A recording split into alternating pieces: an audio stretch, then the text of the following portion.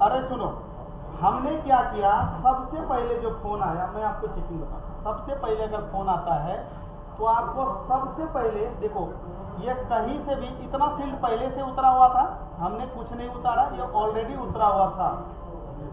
तो हमने क्या किया, सबसे पहले देखा कि भाई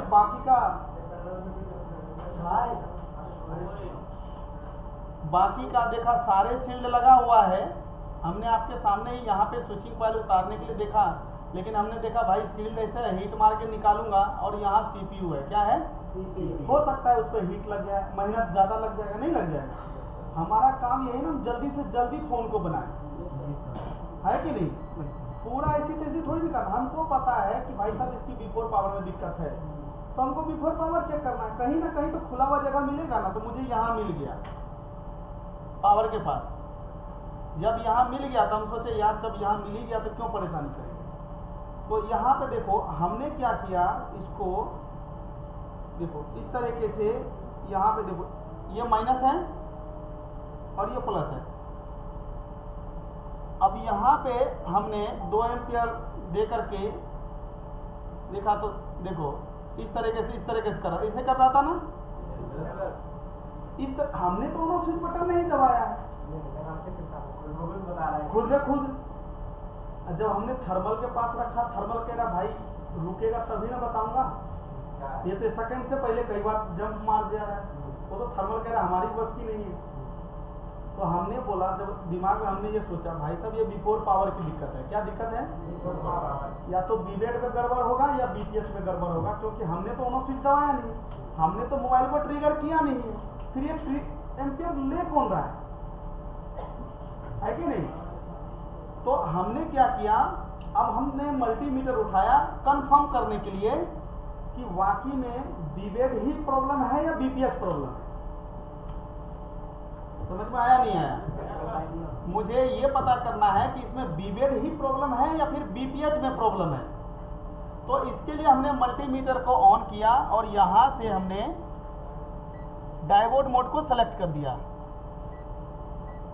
डायोड मोड को सेलेक्ट कर दिया और मल्टीमीटर के वायर से याद रख लेना कि देखो दोनों वायर को टच करते हैं तो रीडिंग 0 का मतलब शॉर्ट होता है।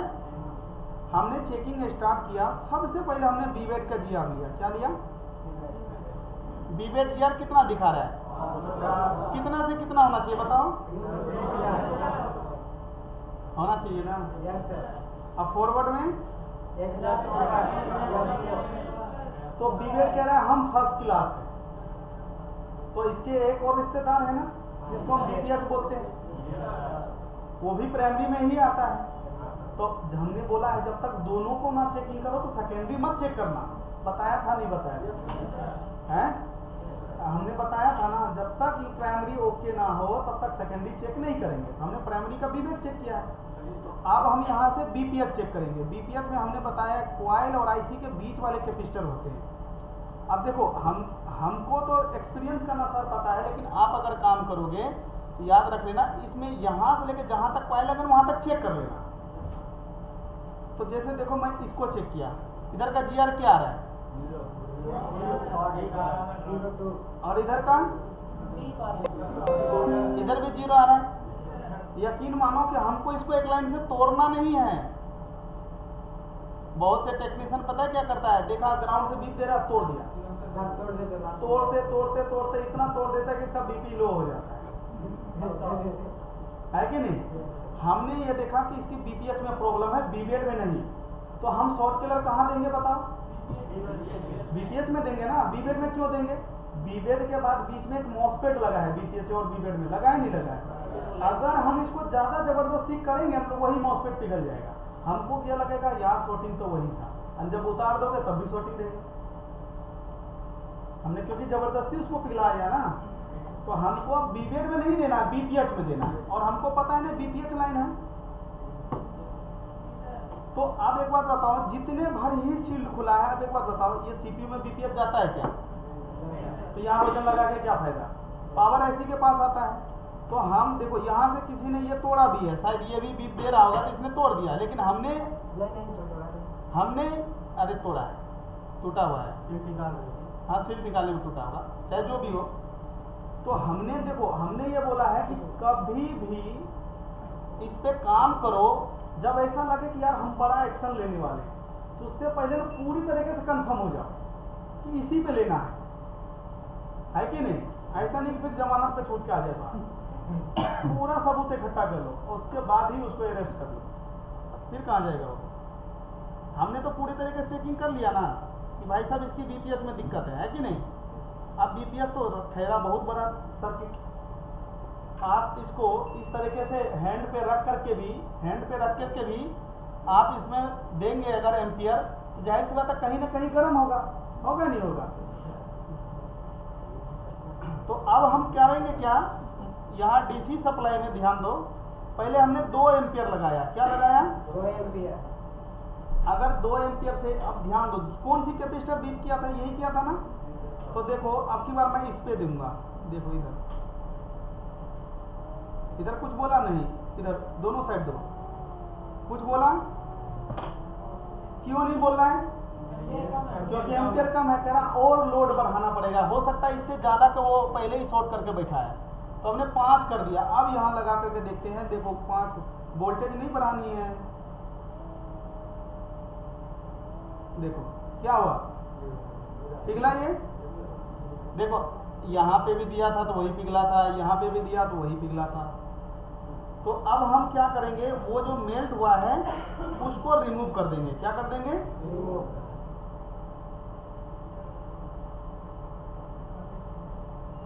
आप समझ में आया नहीं आया बताओ। अब इस कैपेसिटर को चेक करके क्या फायदा, हमको तो मोबाइल बनाना है, कैपेसिटर थोड़ी ना बनाना है, तो हम मोबाइल चेक करेंगे, क्या बात कर सही है या नहीं बताओ। तो अब देखो मल्टीमीटर को हमने डायोड मोड पे ही रखा हुआ है, अब यहाँ पे करेंगे जीआर चेक, क्या जीआर आया बताओ, पहले कितना था, डीप था ना, अब जीआर आ गया। तो अब चलो फॉरवर्ड में भी देख लेते हैं एक बार,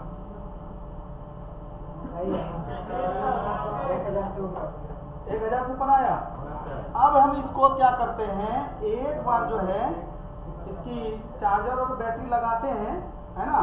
अरे कौन सा है, ये है क्या, डिस्प्ले ही नहीं है, डिस्प्ले नहीं है, किरकिरा का डीसी सप्लाई में बताएगा ना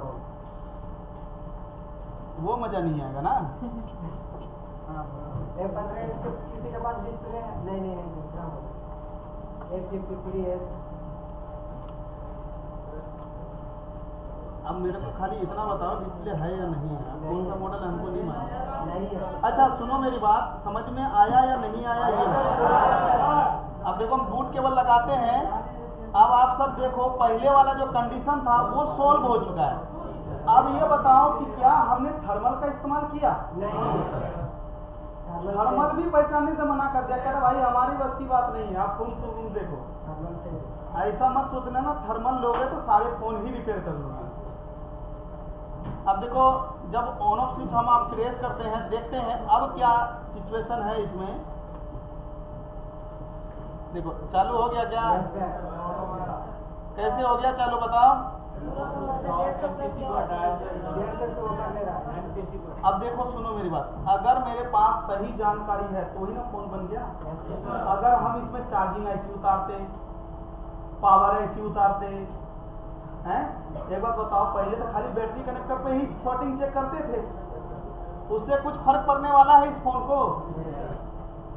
तो देखा किस तरीके से इसको ट्रेसिंग करके हमने फॉल्ट को फाइंड किया, फोन ऑन हो गया तो क्या जरूरत, हाँ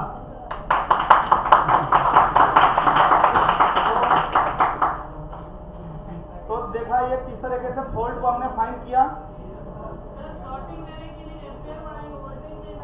नहीं वोल्टेज बढ़ाओगे तो फिर तो गड़बड़ हो जाएगा।